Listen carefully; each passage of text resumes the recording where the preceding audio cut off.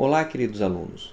Vamos mais a uma aula do nosso curso Mandado de Segurança Aplicado e hoje nós vamos tratar da parte 2 do tema Tutela Provisória em Mandado de Segurança.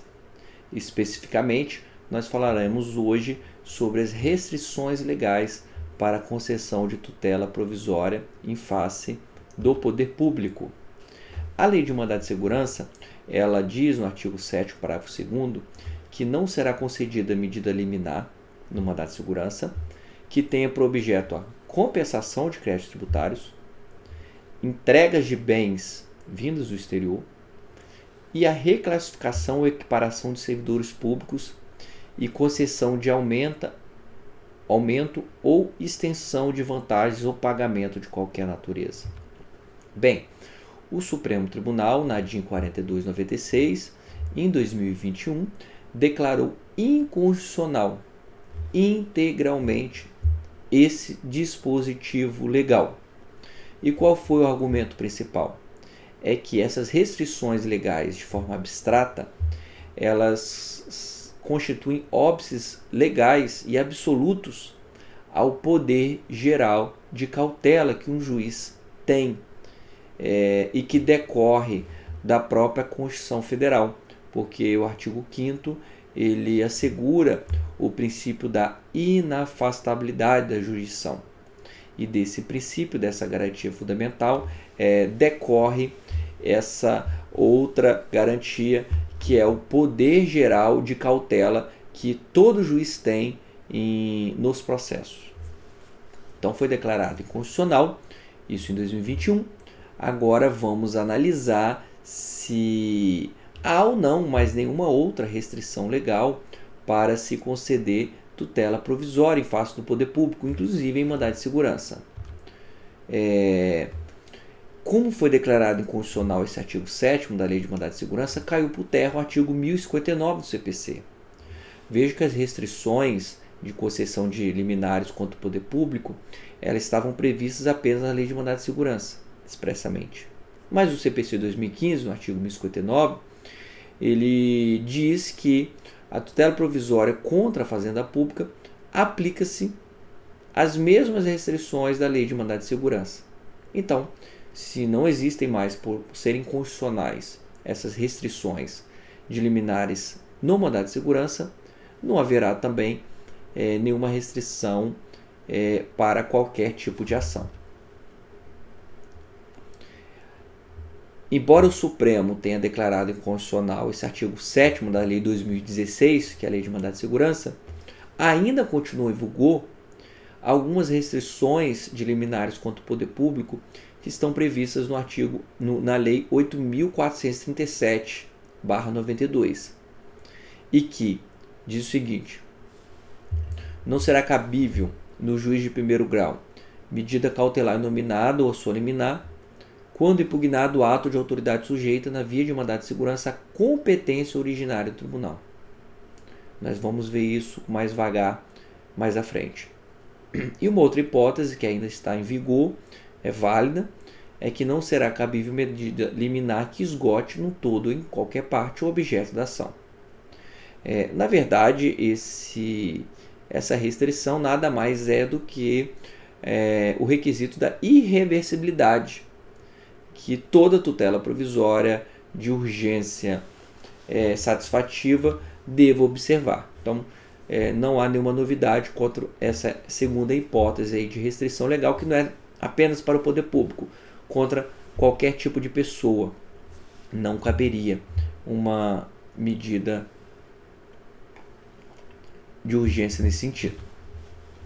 Então vamos para as hipóteses legais em que o STF declarou inconstitucional e que não pode ter vedações em abstrato de concessão de liminares nesse sentido. A primeira é concessão de vantagens para servidores públicos.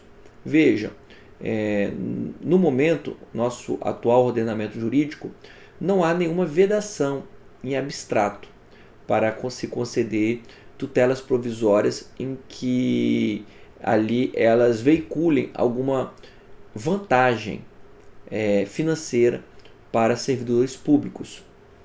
Então poderia o juiz em tutela provisória conceder uma gratificação e aquilo se incorpore e aumentaria os vencimentos do servidor. Não haveria nenhum problema nesse sentido.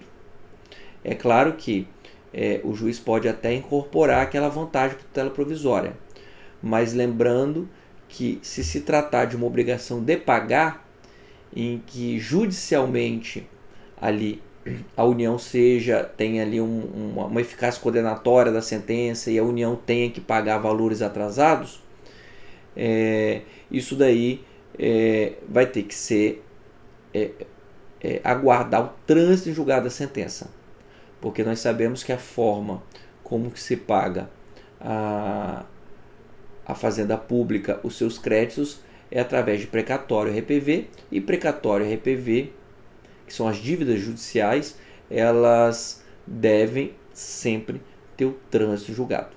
Veja que nessa situação de concessão de aumento de vantagem do servidor, nós estamos diante de uma eficácia condenatória, não é uma obrigação de pagar, mas seria apenas uma obrigação de fazer. Então, em tese, não há nenhuma vedação legal em abstrato para que o juiz conceda uma gratificação em tutela provisória para um servidor público, inclusive em mandado de segurança. Mas o juiz deve verificar os requisitos tradicionais exigidos para a concessão de qualquer tutela provisória. E um deles é o periculo in mora. Então o juiz só vai conceder essa gratificação ao servidor, uma vantagem, se estiver diante de uma situação de urgência, em que muitos juízes, eu particularmente entendo, que não haverá essa urgência quando se tratar apenas de um acréscimo patrimonial.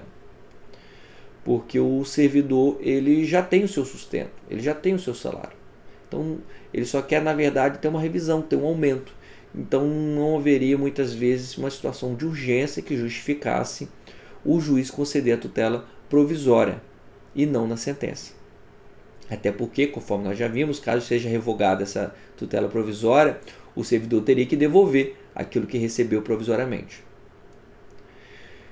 Essa é uma situação que haveria um acréscimo patrimonial. Então não haveria uma urgência para se decidir em tutela provisória. Diferentemente, se aquela vantagem, aquela gratificação, não fosse uma questão nova para o servidor, uma adição, um acréscimo, mas se fosse apenas um restabelecimento de uma vantagem que ele já possuía. Imagine um servidor que há 3 anos recebe uma gratificação lá em razão da função que ele ocupa. E a administração pública ela retire de no pino essa gratificação. E o servidor impetra o mandado de segurança e queira o restabelecimento, falando que foi ilegal aquela retirada. Nessa situação, não estamos tratando apenas de um acréscimo patrimonial. Aquela vantagem, na verdade, já estava incorporado e ele teve uma efetiva redução salarial. Então, nesse caso, que ele não quer um acréscimo de uma gratificação nova, mas apenas restabelecer aquela gratificação que ele já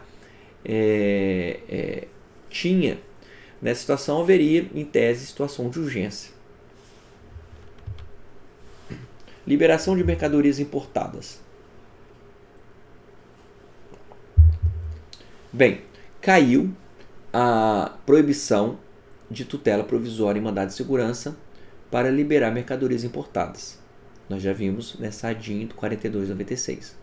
Porém, há uma lei de 56 no Brasil em que veda o juiz liberar mercadoria importada através de liminares. E ela é clara, a lei falando que é para qualquer tipo de ação. E aí? Essa lei é válida ou não? Primeiro que essa lei ela está em vigor. Ela ainda não foi declarada inconstitucional pelo STF. Mas, a meu ver, e eu escrevi um artigo nesse sentido, eu entendo que essa lei também é inconstitucional. Porque a mesma razão que se aplicou para a lei de mandado de segurança se aplica para ela. Não poderia uma lei infraconstitucional, de forma abstrata, proibir que o juiz exerça o seu poder geral de cautela no juiz, numa determinada causa. porque isso feriria a garantia fundamental da inafastabilidade da jurisdição. Bem, ainda que se entenda que essa lei seja constitucional, eu entendo de forma tranquila que ela só poderia ser aplicada para ações sob procedimento comum ou para ações que não seja o mandado de segurança. Porque para o procedimento de mandado de segurança já há precedente expresso do Supremo falando que não pode ter proibição para a liberação de mercadorias importadas no que tange às tutelas provisórias. Se você for aplicar essa lei de 56 para também no mandado de segurança, isso seria uma burla, isso seria uma forma de se desconsiderar a decisão do Supremo, que nós sabemos que foi proferida em ADIM e que ela tem efeito vinculante. Então, em princípio, não haveria uma proibição legal em abstrato para que o juiz concedesse uma tutela provisória de urgência para liberar uma mercadoria importada. Isso não quer dizer que não haja parâmetros objetivos. E isso foi um tema do artigo que eu escrevi, falando que o requisito da irreversibilidade da medida deve ser observado no caso concreto. Então, o juiz ele deve analisar, por exemplo, se há um interesse público primário ou secundário para a liberação daquela mercadoria. Se for uma questão que envolve saúde pública, que é um interesse da coletividade, interesse público primário, liberando aquela mercadoria, caso a tutela provisória seja revogada, pode ter ocorrido um dano irreversível à saúde pública, ao meio ambiente. Então, numa situação dessas, em regra, o juiz não deveria liberar a mercadoria. Diferente quando é apenas um interesse público secundário, como pagamento de tributos. Em regra, não haveria irreversibilidade, porque caso se revogue a liminar, basta a administração pública usar dos meios legais para fazer a cobrança do tributo, escrever dívida ativa e, se for o caso, ajuizar a ação de execução fiscal. Quanto maior a probabilidade do autor, menor será o risco de reversibilidade da medida. Isso daqui nós já falamos em outra aula, e que a irreversibilidade não se aplica para a tutela de evidência e para a sentença concessiva e mandado de segurança. Então, se for liberar mercadoria importada através de tutela de evidência ou através da sentença em mandado de segurança, é desnecessário a análise desse risco de reversibilidade, que se aplica apenas para a tutela provisória de urgência antecipada. Agora o juiz verifica que não há um risco de reversibilidade. É possível liberar mercadoria importada por tutela provisória. Aí ele vai para o segundo passo, verificar se é necessário ou não a caução. Bem, a caução não é um requisito obrigatório. Nenhuma lei determina que o juiz obrigatoriamente deva liberar a mercadoria através de caução. Então, qual um critério que eu indiquei, um critério objetivo? O juiz verificar se aquela infração que levou à retenção da mercadoria, se aquela infração leva ou não ao perdimento do bem. Porque se não leva ao perdimento do bem, é desnecessária a caução. Porque a mercadoria, de qualquer forma, ela não teria perdimento administrativo. Nós temos um precedente do STJ nesse sentido. Agora, se a infração leva ao perdimento do bem, em regra, seria necessária a caução. Porque caso revogado a tutela provisória, o bem poderia ser decretado seu perdimento na via administrativa. E aquele bem poderia já ter se dilapidado. Então, seria prudente o juiz exigir uma caução para substituir aquela mercadoria que pode ter ser extraviado.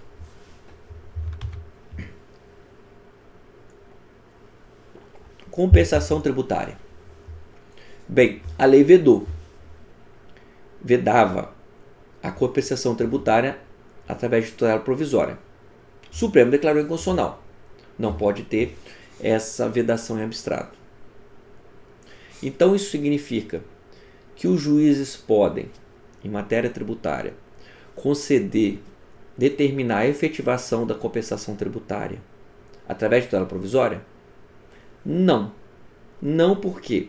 Porque embora essa regra processual que estava no mandato de segurança que vedava, ela caiu, foi declarado constitucional, é uma regra no CTN, não de natureza processual, mas de natureza de direito material, em que veda a compensação antes do trânsito julgado da respectiva decisão judicial. Então, e esse artigo 170A, ele é válido, ele está em vigor, o Supremo não declarou inconstitucional, e o STJ, em recurso repetitivo, falou que deve ser observado. Então, só pode ter a compensação tributária após o trânsito julgado.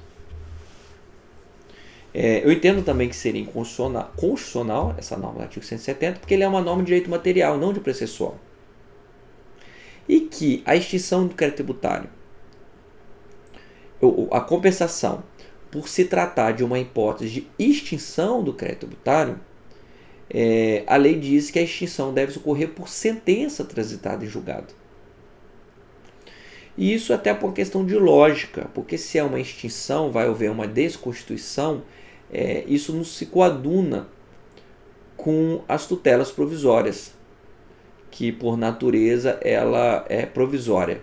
Então vejam, ficaria complicado você desconstituir algo provisoriamente.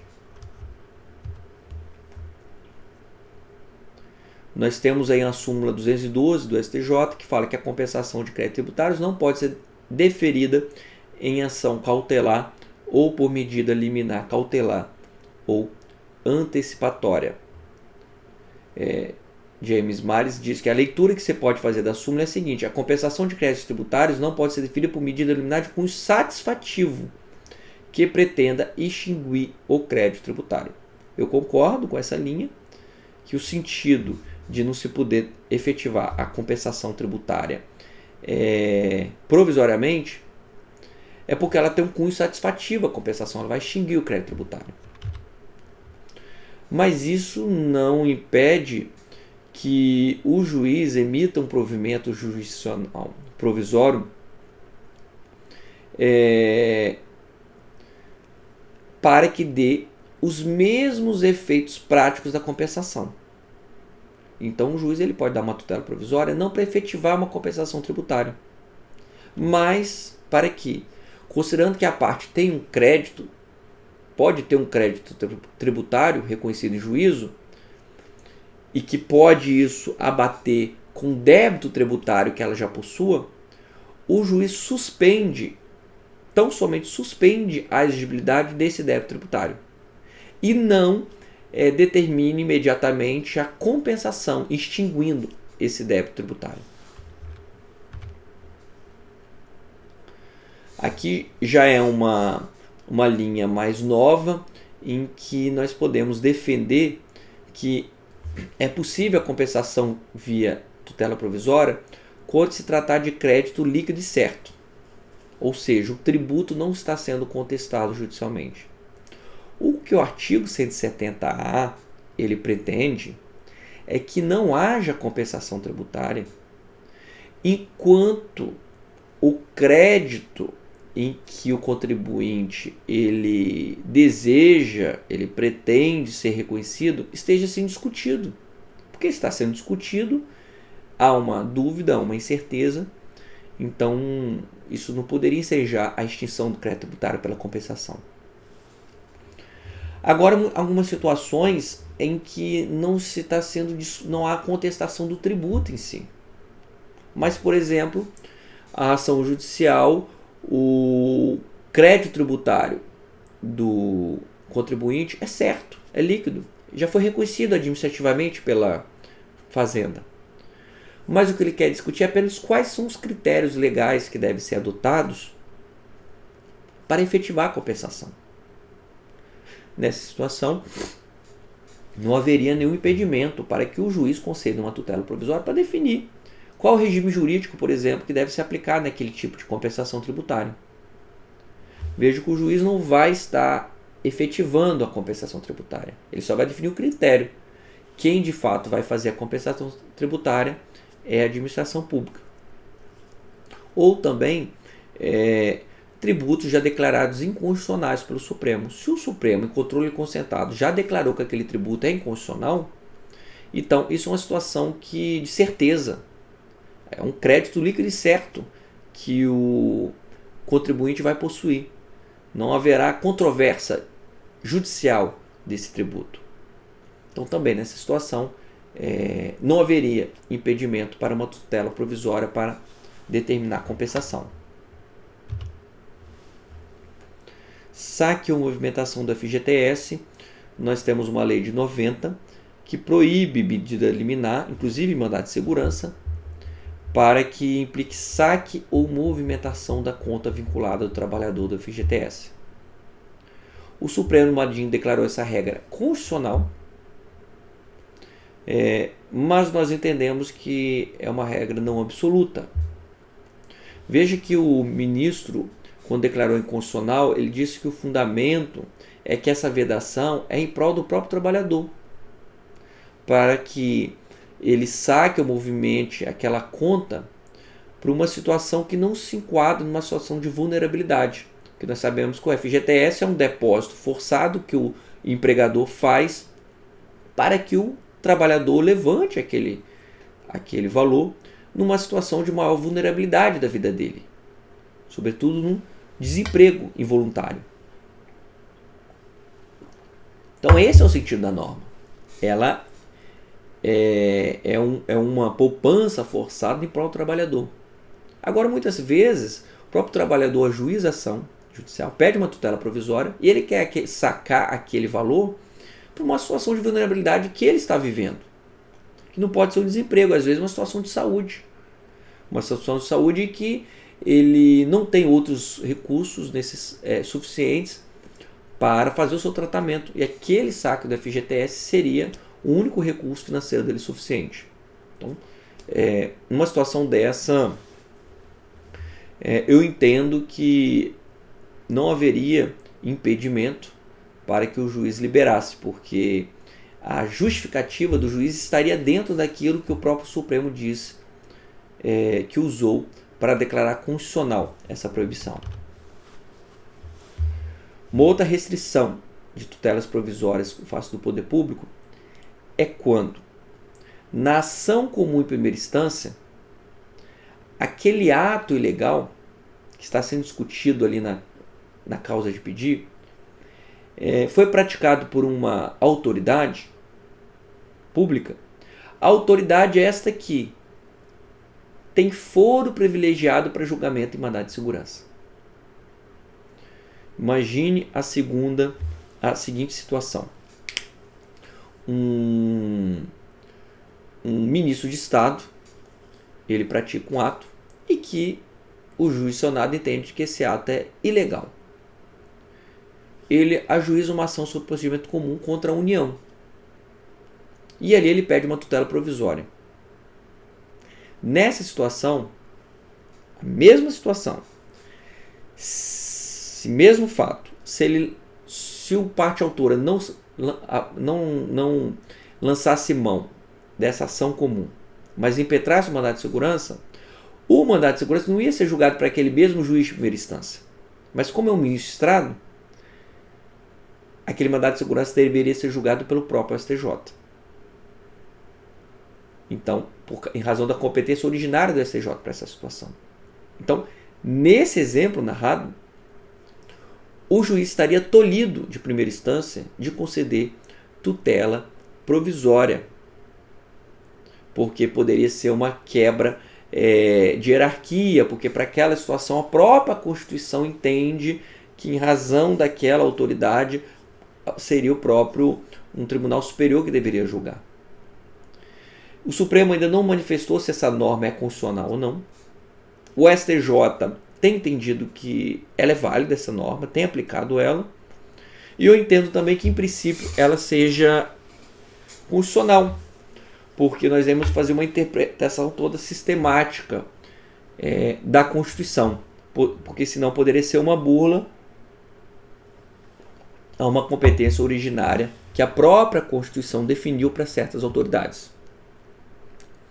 Porém, essa regra, embora em princípio seja constitucional, eu entendo que haveria duas exceções em que o juiz de primeira instância, mesmo que aquele ato foi praticado por uma autoridade pública que tenha foro privilegiado em um tribunal para julgamento do mandado de segurança, em duas situações o juiz de primeira instância poderia conceder a tutela provisória naquele mandado de segurança. Primeiro, quando não estiveres presentes os requisitos específicos de cabimento do mandado de segurança, não restando outra opção senão o juizamento de ação sob procedimento comum. Veja a seguinte situação. Foi um ato ilegal praticado por esse magistrado, mas já se passou 8 meses em que a parte autora teve ciência do ato ilegal. Não caberia mandado de segurança, porque ele seria inadmissível em razão do prazo decadencial de 120 dias que já foi ultrapassado. Mas caberia uma ação sob procedimento comum, já que não estaria prescrita a pretensão autoral.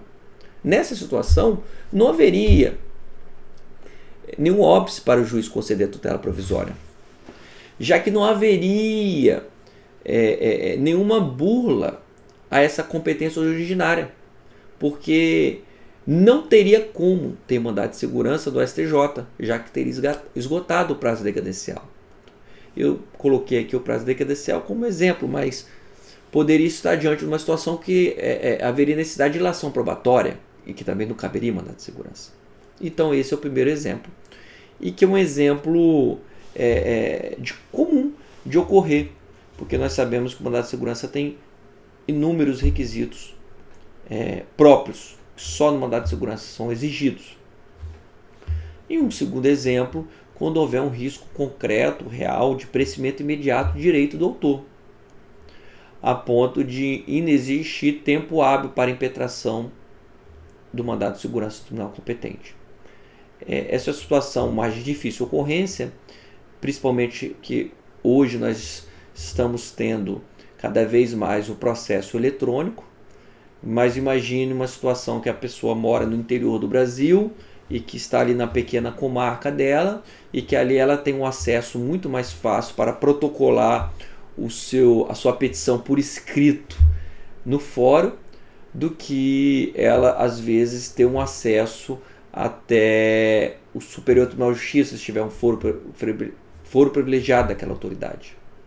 Então, essa é uma situação que com o tempo tende a desaparecer. Então, essa é uma regra que pouca gente conhece e que eu já enfrentei em algumas situações e que o advogado público ele suscitou isso, que eu não poderia ter concedido aquela tutela provisória naquela ação sob procedimento comum, porque aquele ato ilegal foi praticado por uma autoridade pública que teria foro de julgamento no tribunal. Das vezes que eu me deparei com essa situação, eu afastei essa vedação legal, não porque ela seja inconstitucional, mas porque eu justifiquei que no caso concreto, em tese, ao menos em tese, não caberia mandado de segurança, porque faltaria algum dos seus requisitos de admissibilidade. Então, se não caberia mandado de segurança, a única opção que restaria à parte era buscar a defesa do seu direito sob aquela ação de procedimento comum. E se ali naquela ação de procedimento comum fosse vedada a tutela provisória, isso certamente seria inconstitucional, porque estaria tolhendo o juiz do seu poder geral de cautela. Então, nós encerramos aqui esse tema tutela provisória em mandado de segurança e que foi dividido aí nesses 2 vídeos, parte 1 e parte 2. Até a próxima aula.